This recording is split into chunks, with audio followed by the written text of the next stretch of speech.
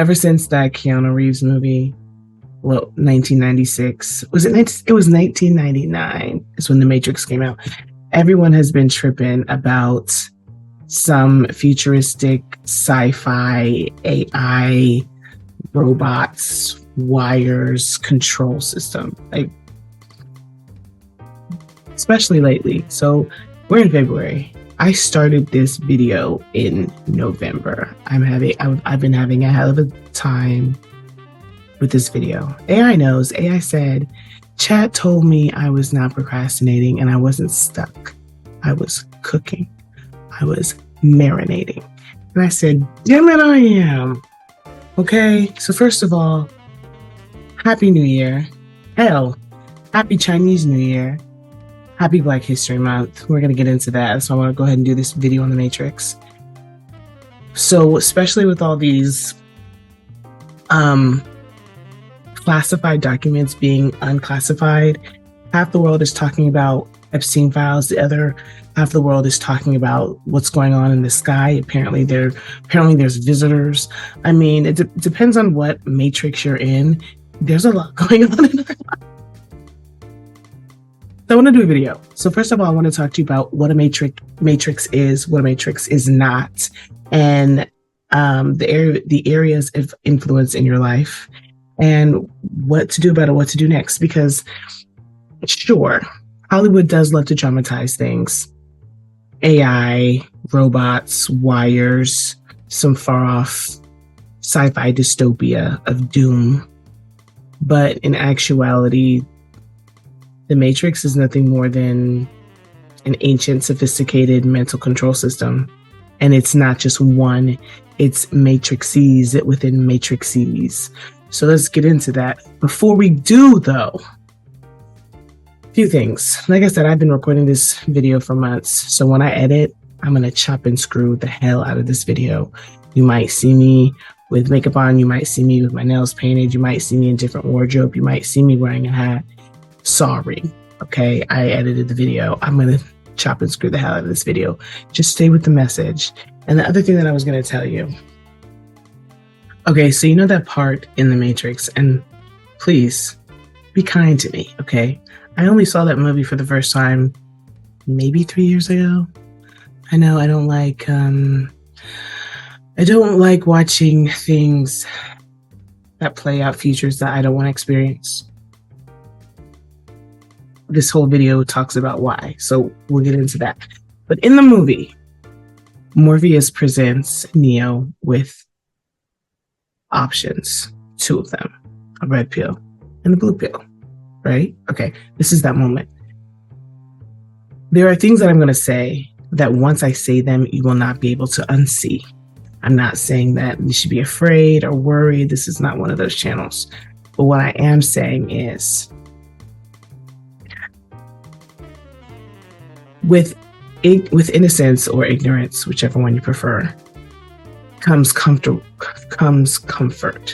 And once we know better, we have to do better.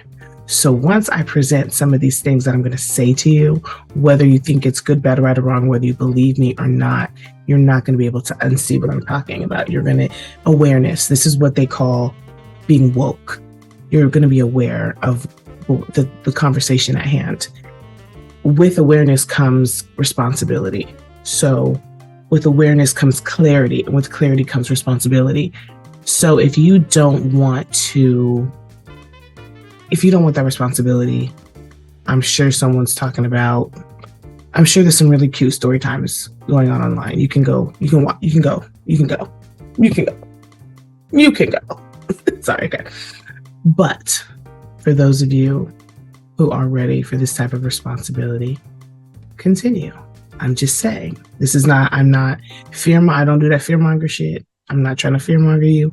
I'm not trying to worry you. I think this is a beautiful thing, but I'm learning that a lot of people like being innocent/ignorant. That's where religions come in. So if you proceed, just know you can never come back. Ready? All right. So the Matrix.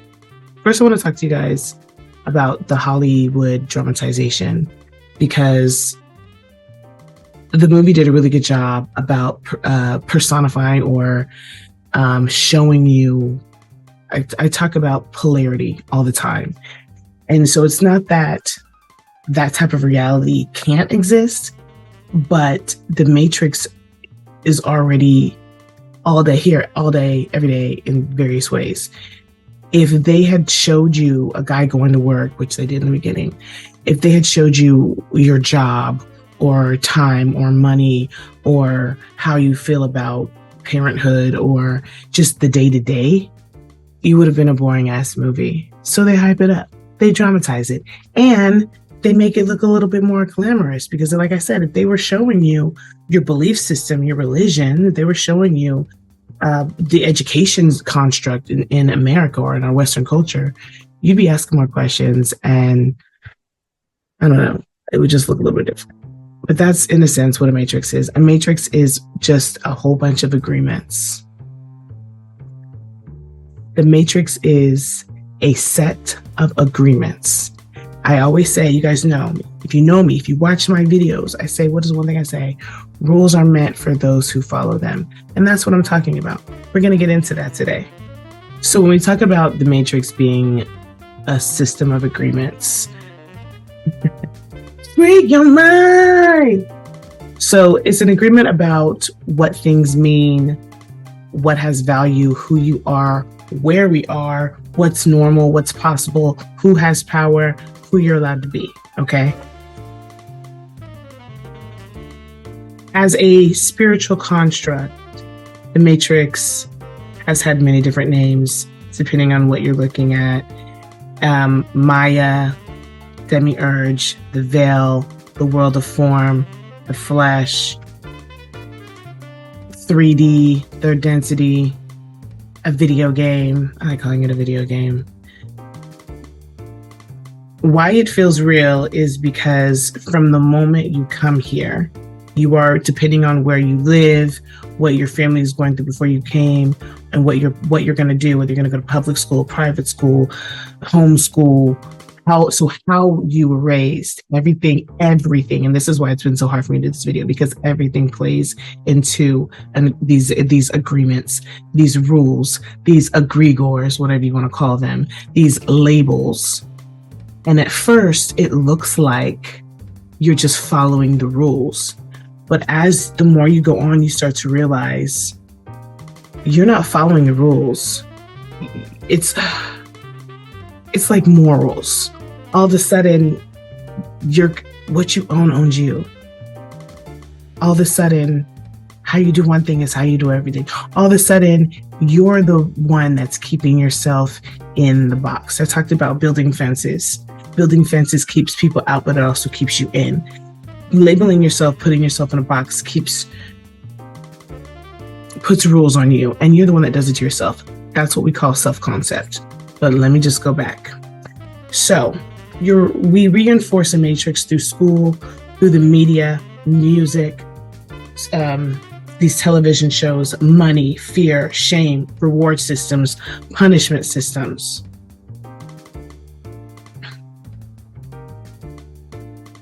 They're also reinforced through signs and symbols. So a matrix is a system of beliefs, symbols, rewards, and punishments, and states of being, labels we put on ourselves, and emotional conditioning designed to produce predictable behavior. So like I was saying, the matrix starts at birth. Geography. So where you were born, what's going on in that area. We're not even just talking about like what's happening at the time that you're born, but we're also talking about what that part of the world, how much sunlight it gets, and how good the food quality and source is, because all these things are going to nurture you. They're not just going to nurture your body, but they're going to nurture your mind and your spirit. What are the people like? So then that goes into the cultural beliefs, religious beliefs, family beliefs, language, symbols, meanings. So here we go. The areas of influence: your identity, time, labor, pleasure, sex and relationships, morality, emotional expression, conflict response, success, failure. These are areas of influence for the matrix. So for example, time as a construct. Time did not come from heaven. Time is man-made. I've talked about this several times. There's at least 32 calendar systems. We use the Gregorian calendars. Matter of fact,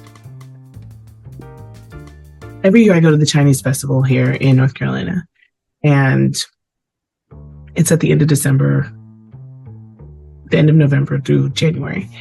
And so I take my guy, we go to the Chinese festival, and at the end, they go through the Chinese astrology, and he's reading he's a pig. I didn't really talk about how I feel about pigs, but and so now he's asking me mine, and I'm like, I'm a tiger. So he's reading this stuff. He's like, no, you're not. What year are you born? 87. It says here you're a rabbit. Okay, I don't care. So I explained to him that the Chinese New Year starts different time each year, but normally starts in the beginning of February. So if you were born in January, every year, if you were born in January, you are the year previous. You are the animal of the previous year. And he looked confused. I Googled it. I showed him. Okay, now you believe that I'm a tiger. But that's just an example of time constructs. We are all on this earth at the same time. But depending if you're on the Western culture, in the Western world, depending if you're in Ethiopia, depending on if you're in the Amazon, it's a different year to you. It's a different time frame. It's a different season. Hell, you see what I'm saying? It's a construct. It's a matrix in itself. Sex and relationships. Another thing that I was talking about, I think I have a whole playlist of masculine, feminine energy. Depending on where you were born, us Western culture people, we are trying to get back on this train, but it depends on where you're born, what values you have, and what beliefs you have, and how you even learn about sex and relationships. A lot of people in our Western culture, we learn about sex through watching, and porn even real sex. Am I allowed to say that? We learn through watching porn, and porn isn't even real sex. That's another story. We already knew about Kundalini. We knew about tantric sex. For those of you who knew me in high school, I was very into different spiritual practices. Hold on now. I don't mean like that. I wasn't practicing them. I was researching them. We were learning together. Okay? Through books. And my guy just introduced me to a whole new, there's all these different sexual practices that are very spiritual and very righteous, because sex was never supposed to be perverted. It got perverted and things got out of hand. Anyways, same with emotional expression. I talk about this the most. We are emotionally conditioned on how to respond to certain things. We were taught to respond to failure with sadness. And then shortly we learned to see it as a lesson and to work harder. Then you learn that there's no such thing as failure. There's just people who fail on themselves because they stop trying. That if you never stop trying, you won't fail. You just got to keep going. People who succeed are the ones who got up more times than they fell. See what I'm saying? You learn different things. You have different rules based off of where you are and what you're taught. And those rules play in how you handle life. Okay? I haven't even scratched the surface. Let me just go back. I'm going to talk to you guys about the different matrices. So when I talked about there are major systems, big matrices, and then there are smaller ones, and there's like matrices and matrices. So for example, a macro matrix would be like a large system would be like a world system, nations, states, economics, religion, education systems, media ecosystems. A smaller system would be like your family dynamics, your gender role, workplace culture, racial or cultural narratives, and relationship norms, sex norms. We just talked about that. And then you also have your internal matrices, which I talked about, that being another label I talked to you guys about, self-concept 10,000 times, which is your beliefs in who you are and what you can do based on your beliefs outside of the world. See what I'm saying? And those self-concepts get picked up over time. So again, if you haven't watched any of my videos about self-concept, I'll link one above, but the major takeaway from self-concept is it's always changing. You have the ability to change it. And it's based off of past experiences you've had, or things that you have, beliefs that you've picked up through watching reality TV, or your favorite rapper singing about toxic relationships or some shit like that. But it's picked up and you have the ability to change it. But some examples of an internal matrix, like I said, self-concept, identity labels, emotional states, personal narratives. And it's also about self-discipline, because, like I said earlier, in the beginning, you're playing the game, but in the end, the game is playing you. Like, you're policing yourself, and it's based off of what you thought was a concept. So for example, my guy, took him to the Chinese festival. I was acting weird the whole time, and he even said it. He was like, "You're acting weird." But in my mind, I'm taking this guy who is super busy, has 10,000 things to do, and he's taking a time out just to go to this festival with me. And I'm thinking, oh, this is just lights. This is childish. He probably is thinking this is childish, or he's bored, or he doesn't want to be here. That was what I was thinking in my mind. In his mind, and this is what I later talked about, and I think I'm gonna go ahead and tell you the whole story. In his mind, he was thinking, oh, this is great. This is beautiful. These lights are great. I'm glad this is peaceful. He said it 10,000 times. This was so peaceful. I'm so glad I came. But you see what I'm saying? We make up these stories in our mind and they play out, because the whole time we're at our festival, it was weird at first. And then I was like, Shayla, you're here for you, not for anybody else. So I started relaxing, and it shifted the whole mood. The whole mood.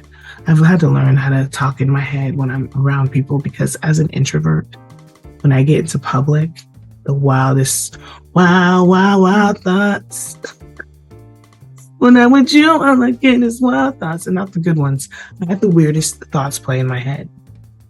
That's something that I'm working with. Those are my self-concept issues. Okay, so now that I've talked to you about,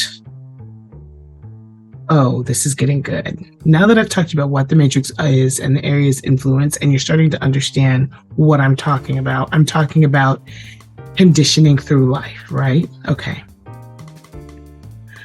Now, when I talk to you guys about cultural, religious, and family matrices, I've already talked to you guys a little bit about how a matrix can be instilled from birth, but I just want to go through this because we worked hard on this, you guys. We really did, for me to just skim over it in 2 seconds. So geography could be the climate, sunlight, food systems, which are huge in our country, safety or instability, and pace of life. Step 2, culture, religious beliefs, and family. Obedience versus questioning. That was a big one, because the religion I was in was talking about how you cannot question God. And that made no fucking sense to me, because I said, wait a minute. I got a deep love for this being. I know good and damn well he didn't tell y'all not to ask him any questions. Who told you that? It's not that video. Obedience versus questioning. Shame versus curiosity. Scarcity versus abundance. Emotional expression rules. Step 3, your language, symbols, meanings. Words define reality. Alphabet, numbers, grades, rankings, emotional weight attached to symbols. Let me just say this real quick. So first of all, when it comes to culture, religion, and family, most of our beliefs are inherited. not chosen. So things like your religion and a lot of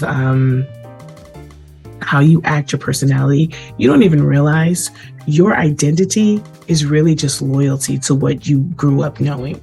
It's not that you like who you are. It's not even that you chose who you are. It's that everyone else around you is doing it. So it felt weird not to do it. You didn't even realize you had a choice. No one said to me, hey, when I was 3 and they were like, hey, God is real and Jesus Christ is real. They didn't say, but you can choose not to believe. Do you want to not believe in Jesus? Because you don't have to. No one ever said that. No one ever said that. The construct of who you are looks like what it just is. Okay, my name is Shayla. Okay, I'm on Earth. Okay, I'm in North Carolina. Okay, I don't know. After that blue construct in the sky, it turns black and into stars. We are literally told everything, and we just say, okay. But to be honest with you, what are you going to do? What are you going to do? What are you going to do? But it's, again, this is not about breaking free of the rules. It's just about awareness, because you have way more control in what happens. Because the next step, this is the biggest part, is we are electromagnetic beings. So it's not just about the labels. It's about what we feel about the labels. It's about the emotional association with the labels, is what I was getting into with my next thing. So before I get into the whole words or spells conversation, nothing can control you without an emotional response first. Now, I talked about already being trained on how to emotionally respond to things and how that's been happening. I got to get this right, y'all. Okay. And how we've been trained on how to emotionally respond to things. But I also want you to understand certain words, certain labels are going to trigger an emotional response from you anyway. Like you don't say bomb on a plane.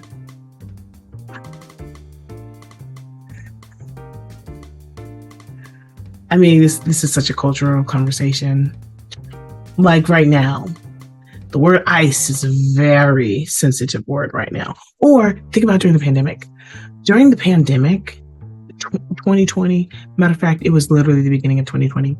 You could go into a grocery store. The whole grocery store would be empty, except there would be a stack of cervezas, Coronas sitting there. Nobody wanted to buy the Coronas. Nobody wanted to buy the cervezas. Nobody wanted to buy the Corona cervezas. Nobody. And it's one of the top brands, at least in our side of the world, of beer. But nobody bought it because it was the emotional connection that the name had with the virus. Remember? And this is the same thing when they say words are spells. I know that sounds so stupid. Trust me, I know. But there's a reason why a lot of ugly words have double meanings. Like, I don't like the word morning. You won't catch me saying, well, I might say good morning, but I don't like to. If I'm saying good morning to you, I'm trying to be professional. I'm code switching. That's exactly what I'm doing when I say good morning. I don't say good morning. I don't say grand rising. I say good day, or I say hi. Because when you've mourned, there's nothing cute about it. I don't even like the word. I don't even like the word bless, because it really does sound like you're saying be less. But I do like the word bless you, and a lot of people can't catch the difference. If you walk around saying bless you, oh bless you, you never bless you. I love it. I love it. Those are little examples. Hello, bless, morning. Those are examples. A greater example of a word being a spell would be someone saying I'm tired all the time. You're putting that on you. I'm tired. And then you wonder why you have no energy. In fact, no energy is a huge epidemic right now. But everyone always walks around. And says, I'm tired. Oh, I don't have any energy.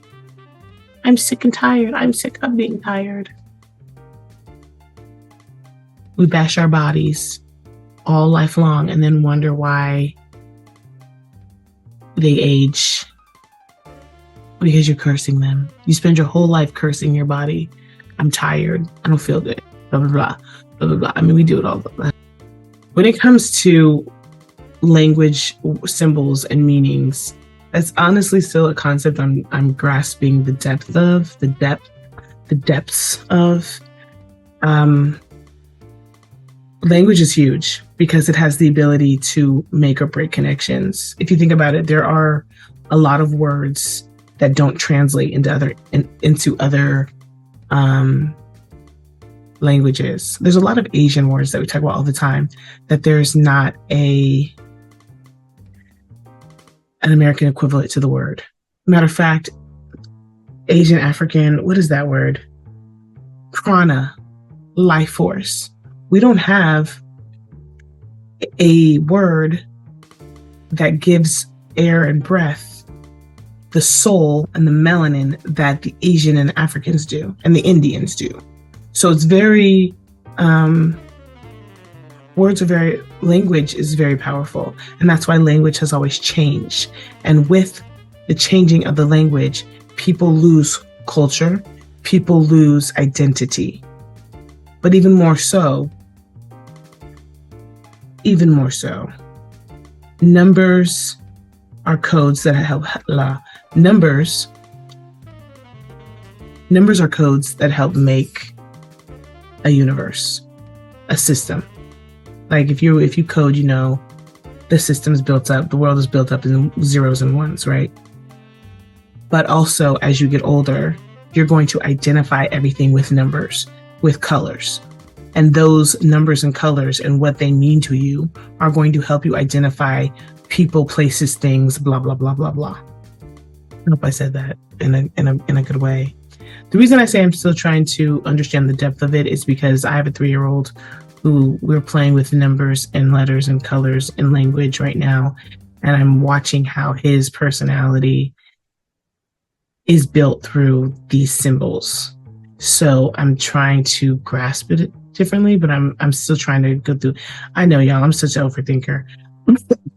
You let the boy count to 10, damn. Or 30 in his case, but you see what I'm saying. Labels, symbols, words, emotions, self-concept, all these things come together and eventually form a state of being. We've talked about states of beings before. A state of being is nothing more than a label that you put on yourself based on the culture that you live in. So for example, the color of your skin, if you identify as a Black person, that comes with a whole bunch of labels of how you should act. If you identify as a woman, those comes with labels, and that's the center of the I don't know what to call it, the LGBTQI movement, because it really, to me, has nothing to do with your sexual preference. It's everything to do with your gender role. Just because I'm a girl doesn't mean I want to wear a dress. Just because I'm a man doesn't mean I want to be the provider for this family. So gender roles, that's a state of being. If I'm a boy, I'm going to act like this. But it's a whole bunch of them. If I'm Black, a boy in my 30s, but I'm a football player, I went to this college, I grew up in the South, you are going to have all these different labels based on what you identify with. And those labels that you put on yourself have rules, cultural rules that you may or may not accept. And this is when I talk about the saying, rules are meant for those who follow them. I say it all the time, and I don't mean it like, hey, go run that red light. I mean it like, if you identify as, I don't know, you guys, there's so many things that you can identify with. I'm a mom. So that's going to come with all these different labels of what I think I can and cannot do. Let me try to do this. Chat told me to give 1-2 examples and keep it moving. If you identify with, I have them right here. I just don't want to tell you all my business. Here's a good one. Being that I am a mother, that whole single mom label keeps coming up. But I don't even know what a single mom is. So first you have to ask yourself, what does it even mean to you? And then do you want to act in those constructs? So for example, am I single? Is a single mom someone who is a single person, a single woman raising a child, or is a single mother someone who's raising the child solely by herself? Because you have married women who they do all the work with their children, but you also have women who are not in a relationship and have the strongest support system when it comes to raising their children. So they're not raising their children as singly by themselves. So what's a single mom? But even in that sense, regardless of the definition, this comes with labels. They struggling, stressed, no time, angry, all these labels. So you have to ask yourself, am I gonna have those labels of that thing? Rules are meant for those who follow them. Or the other saying, what you own owns you, which would be like the alcoholic who loves alcohol but also can't function without it. So the single mom identifies as a single mom, but it also runs every area of her life. You don't have to be in the energy of the label of the state that you assume. But this is all about awareness. Let me give a different example. Broke mentality, lack mentality. This would be someone who is robbing Peter to pay Paul, but it's a state of mind. So for example, and I didn't even realize this, my whole life changed in July. I've been studying money for years. I've even helped so many people. The biggest one, my love, who just passed away a few months ago in November, changed his whole life with my advice. But it took me so long to understand my own advice. It's not about the money that comes in or goes out. It's about how you feel about it, because that is how you feel and how you move when it comes to your abundance, having and have not. That's going to indicate of how things flow for you. See what I'm saying? So moving like a broke person would be someone who stresses about their bills. They hold on to money. This is what I see. You might see something different. Okay. Stress about their bills. They hold on to money. They don't want to pay their bills, even if they have the money. They look at their bills as a problem instead of an exchange of a service. So it's a luxury, right? They're not good givers. They're not good receivers. Everything they have, they want to hold on to because they don't know when more's coming. That's lack mentality. But then when you get out of that, right, and you go into an abundance state of being, you understand it's a flow, it's a system. And you have this mentality of, oh, my bills are always going to be paid. Oh, I always have more than enough money. I'm always able to take care of myself. I have more than enough. This energy of more than enough. So now you're sharing your money. You're sharing your projects. You're sharing your ideas. It's a flow. It's like a river. The river runs through it. It's a river. And if I didn't say it, a state is a psychological and emotional position that comes with permissions, behaviors, and expectations. And that's when I said rules are meant for those who follow them, because it's up to you through awareness and through choosing. If you're going to choose to claim, okay, let me just say this. I gotta shout out my brother. My brother and my sister, y'all heard that crack. My brother and my sister were having this conversation about two particular thrillers. That movie, The Skeleton Key, and another movie, and I can't remember what it was. But my brother was like, he was so passionate. My brother was an atheist, but he says so many beautiful things he just doesn't even realize. He was like, doesn't she understand? All she had to do was not believe. All she had to do was not believe. And I was like, yes, that's literally how this whole universe works. Your agreement is by believing. That's just one. Hold on. Because a lot of things we don't believe in. A lot of this bullshit we don't believe in. But your first agreement is belief. And that doesn't mean you say, yes, I believe. But how do you emotionally respond? Do you emotionally respond with the belief? So for example, if someone sneezes on you, and you're like, oh my gosh, you're going to get me sick. You just agreed to sickness. You just opened it up for yourself. I know you guys, we're big on these semantics with wording and what we accept for ourselves, But what I'm saying is your emotional responses are indicative of the contract, are indicative of how you feel. Because if somebody sneezes and you're not worried about a sickness, them sneezing wouldn't bother you. If somebody does something that angers you and you choose to get angry about it, you chose to fulfill the contract of what they were trying to do. You could just as easily ignore them, laugh it off, project back onto them. Are you okay? Is there a reason why you're trying to upset me? What's going on? You're trying to upset me? I thought we were cool. See what I'm saying? There's so many different other ways we can respond. You being afraid, worried, angry. If you respond in a way that if something upsets you and you respond with being upset, that's you giving your permission. Another way that we agree to things that we don't realize that we're agreeing to them is by consuming the information. And I've talked to you guys about this several times when I talk about Ho'oponopono. So first, to give an example, during, again, the pandemic, or even 9/11. Do you remember when 9/11 happened or the pandemic happened? They were showing it on TV 24/7. There wasn't a channel that you could turn to that wasn't showing you the Twin Towers or that wasn't talking to you about the pandemic.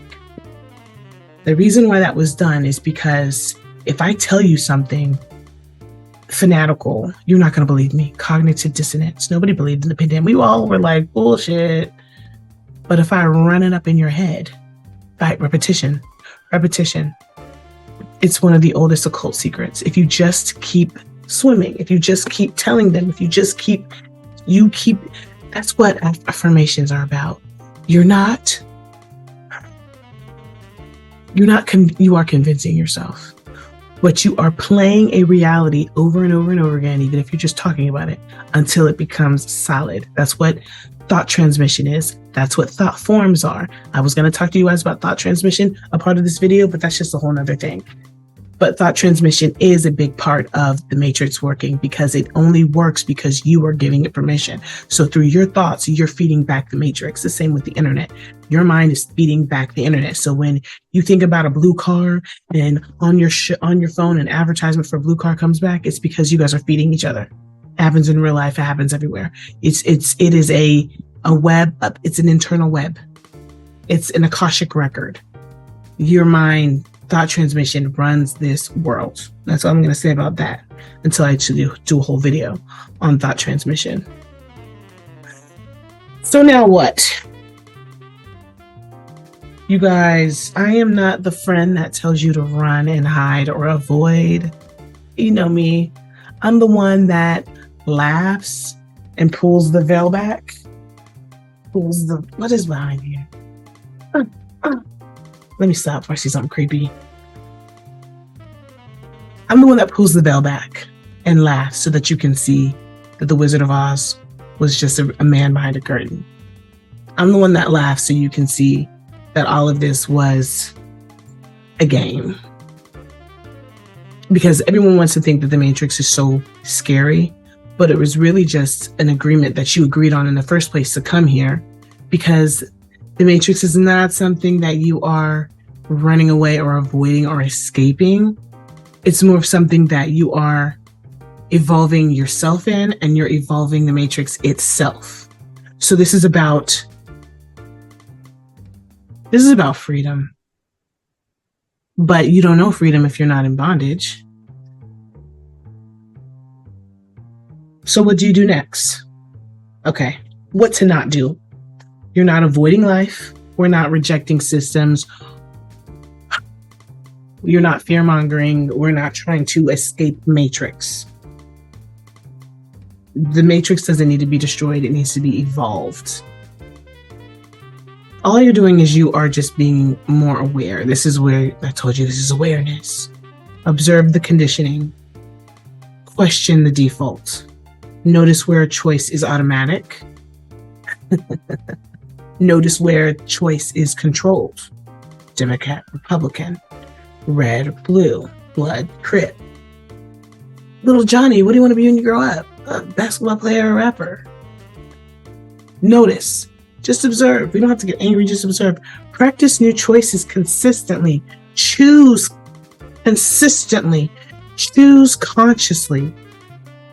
Practice new choices consistently. Shift states gradually. You don't leap into a new life. You occupy it more often. All right. So this is where I encourage you. Because I understand with everything that's been going on, it's scary. But you're not.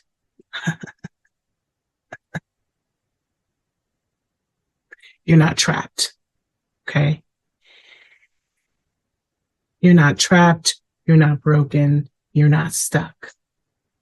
Matter of fact, where is it? You are not trapped. You were trained. You're not broken. You adapted so that you could survive. You're not late. You're actually right on time. You are not separate from God. You are actually moving within God. You're an expression of God. You're not separate from God. You can never be separate from God. You were never stuck. You were cooking. What's the saying? Pressure builds diamonds. Iron sharpens iron. Stress, resistance, hate, fear. These are not things that are meant to keep you in. They're not meant to scare you. They're meant to form you. This is not about resistance. This is about refinement. This is about refinement. So when you see chaos, just understand that systems are breaking so that better ones can build. Okay? I didn't come to guard heaven. I came to free hell. I think that's where we will leave this. I'm Shayla Jade. This is Chocolate Cake. Peace.